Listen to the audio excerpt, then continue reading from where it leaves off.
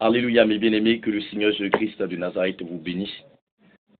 Que la grâce de l'Éternel des armées se répande sur la vie de chacun de nous. C'est une grande joie, une très très grande joie pour moi, aujourd'hui, de faire une vidéo pour parler à mes frères et sœurs. Aujourd'hui, il y a un événement qui se déroule sur les réseaux sociaux qui sème vraiment un grand trouble, un désarroi, surtout dans la vie des chrétiens. Aujourd'hui, les réseaux sociaux sont disponibles et je pourrais même dire que ces réseaux sociaux accomplissent la volonté de Dieu à 5%, parce que bien qu'il y a des messages inspirés du Saint-Esprit qui sont lancés, qui pourraient nous édifier, nous fortifier, cependant il y a plein de choses qui peuvent ronger et détruire, et je peux même dire que ces choses-là sont en train de ronger parce que ce qui est parfait devant Dieu, agréable devant du Seigneur n'est pas beaucoup recherché, mais des choses qui n'honorent point le nom de Dieu, ce sont ces choses-là aujourd'hui qui sont à la une et qui motivent les gens à leur courir après. Que le Seigneur nous bénisse. Je voudrais parler en ce qui concerne les révélations aujourd'hui sur les réseaux sociaux concernant les églises, concernant des hommes de Dieu, qui nous démontrent que ces personnes sont des satanistes ou des sorciers, des envoyés du diable, qui passent leur temps à faire leur publicité, qui passent leur temps à rechercher la gloire, à annoncer l'évangile de la gloire, de l'élévation et de la réussite. Et je ne voulais pas parler, mais j'étais touché du fond de mon cœur. J'étais convaincu par l'Esprit de Dieu de dire quelques paroles qui pourraient faire du bien à certaines personnes qui voudraient comprendre la vérité. Ce que je voudrais souligner est que moi, je ne suis pas pour soutenir une personne, soutenir ces personnes qui sont accusées, mais je viens pour souligner quelque chose. La révélation, elle nous permet de connaître d'abord la grandeur de Dieu. Elle nous permet d'avoir une bonne notion de notre Dieu Jésus-Christ de Nazareth qui nous appelle à la vie éternelle. Et elle n'est pas pour qu'on puisse connaître, remarquer la puissance et la grandeur du diable. Car la Bible nous déclare dans Colossiens, chapitre du verset 15, qu'il a dépouillé les dominations et les autorités. Il les a livrés publiquement en spectacle, en triomphant par la croix. Satan a été dépouillé, vaincu, rendu sans force et sans pouvoir. Et quand des vidéos, des révélations viennent pour nous faire remarquer encore sa puissance et même jusque dans la sainte demeure de Dieu, jusque dans la maison de Dieu, moi je crois que ce ne sont pas des choses qui édifient, ce ne sont pas des choses qui démontrent la puissance de Dieu, qui peut nous amener à remarquer la puissance et la grandeur du Seigneur Jésus, mais ce sont plutôt des choses qui nous amènent à remarquer quelque part la puissance du diable.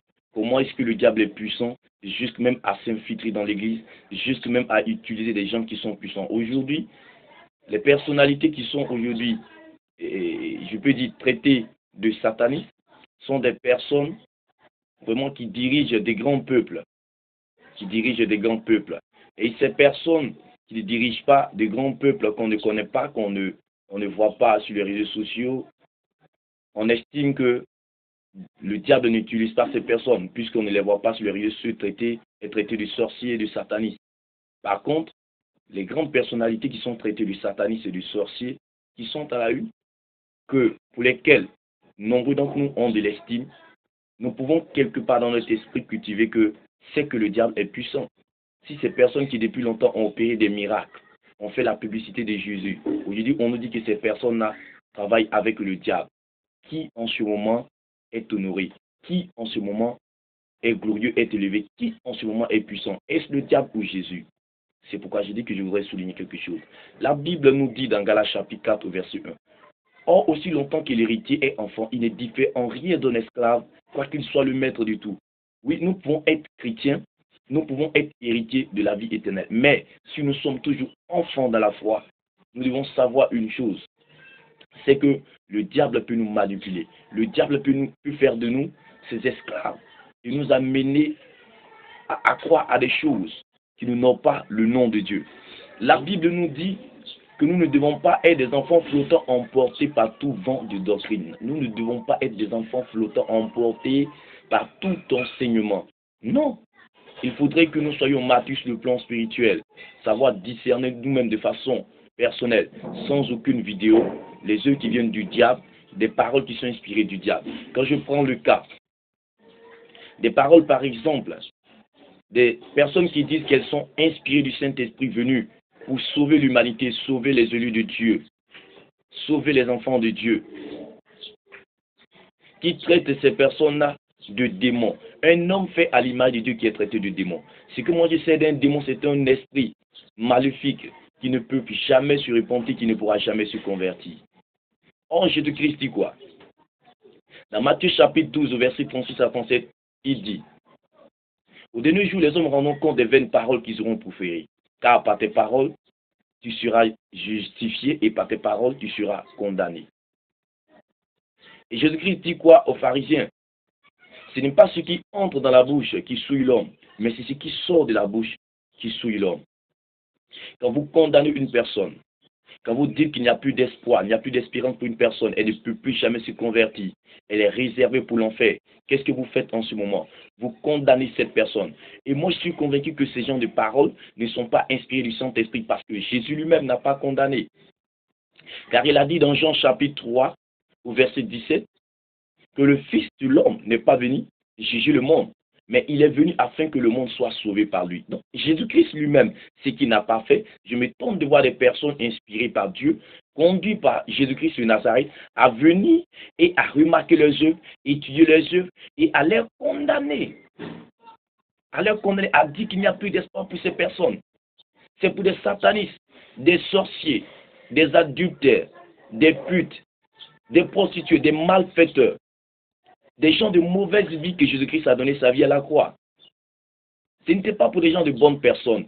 Les pharisiens se voyaient juste précieux. Ils n'ont pas su entrer dans la grâce de Dieu. Ils n'ont pas su entrer dans la grâce de Dieu. Par contre, les gens de mauvaise vie étaient attachés à Jésus. Et ces personnes ont recherché leur délivrance. Quelle que soit la mauvaise vie d'une personne, Dieu qui nous appelle à la vie éternelle. Si jusqu'aujourd'hui le monde n'est pas fini, c'est que Dieu espère qu'un jour, ces personnes vont se convertir. Il parle de l'espérance, la patience. Une des qualités de Dieu. Dieu patient. Il attend qu'un jour, nous réussissions tous à être convertis. Toutes ces personnes qui ont l'opportunité de se détourner de mauvaises voies, puissent se détourner et l'appartenir. Je voudrais dire à une personne qui passe son temps sur les réseaux sociaux à regarder des vidéos et des films qui dévoilent les jeux du diable. Dévoiler, connaître comment le diable travaille, c'est une bonne chose. Mais je voudrais dire une chose. Il ne faudrait pas que ce soit une stratégie aussi que le diable passe par là pour t'avoir. Oui, il ne faudrait pas que le diable passe par là pour ranger ta vie. Quand par exemple on exhorte une personne à se méfier des églises, à faire attention aux églises. Néanmoins, moi je voudrais en ce moment qu'on nous dise le nom néanmoins d'une église qui est véritable. Une seule église qui est véritable. Je voudrais que, au lieu qu'on passe tout le temps à témoigner la puissance du diable, comment Satan est puissant jusqu'à être capable d'utiliser des hommes de Dieu qui se disent puissants hommes de Dieu, qu'on nous dise aussi néanmoins des hommes de Dieu néanmoins qui marchent dans la vérité. Oui, parce qu'il faut faire la publicité de Dieu. Si on ne faisait pas la publicité de Dieu, aujourd'hui, nous, on n'allait pas savoir que Jésus-Christ est puissant. On n'allait pas savoir qu'il y a eu des hommes de Dieu puissants dans la Bible que Dieu a utilisés. Par exemple, Pierre et Jean, qui marchaient, qui étaient tellement loin que l'onction, la puissance de Dieu en eux, opérait des miracles, à tel point que leur ombre seulement guérissait des malades. Si on ne publiait pas la puissance de Dieu, on n'aurait pas su ces choses. Je voudrais bien aimer t'exhorter à discerner. Nous sommes appelés et la parole de Dieu nous donne l'opportunité de nous-mêmes être capables de discerner les yeux du diable. La Bible déclare que vous les reconnaîtrez à leurs fruits. Oui, vous les reconnaîtrez à leurs fruits. Une personne, qu'elle soit spirituelle, remplis du Saint-Esprit, remplis d'onction, reste toujours un humain. Parfois, les erreurs peuvent arriver. Nous sommes appelés cependant à nous exhorter, à nous amener les uns et les autres à faire attention à certaines choses qui ne sont pas inspirées de Dieu. Mais remarquez les œuvres et allez directement sur les réseaux sociaux et commencer à publier et à dénigrer ces personnes, pousser ces chrétiens qui font partie de la communauté de ces personnes à quitter les églises et à se méfier. C'est trop fait. C'est trop fait. Je me souviens très bien de l'apôtre Paul qui était en Galate. Et Pierre aussi qui était là et qui mangeait avec les païens. Après avoir aperçu que les Juifs venaient, les Juifs qui étaient dans leur tradition, qui refusaient de collaborer avec les païens, ils s'étaient retirés. Et Paul, qui était un apôtre venu après lui, l'a reproché cela. C'est une bonne chose qu'il a fait. Il a mené à ne pas marcher de la sorte. C'est une bonne œuvre. Alors si nous sommes des véritables serviteurs de Dieu, des servantes de Dieu, si nous sommes véritables des enfants de Dieu, il faut que nous démontrons cela par la cohésion, par l'harmonie, l'amour. L'amour. Quand nous prenons par exemple la signification de l'amour, la charité, dans 1 Corinthiens chapitre 13, du verset 1er jusqu'à 7, bien aimé, je pense que ça va nous amener une fois de plus à comprendre beaucoup de choses et à renoncer à certaines choses.